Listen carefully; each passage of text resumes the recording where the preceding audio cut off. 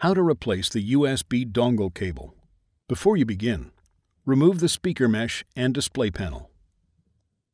Removal. Disconnect the USB dongle cable from its connector on the motherboard.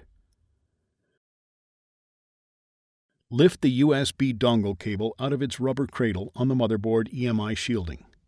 Remove the USB dongle cable.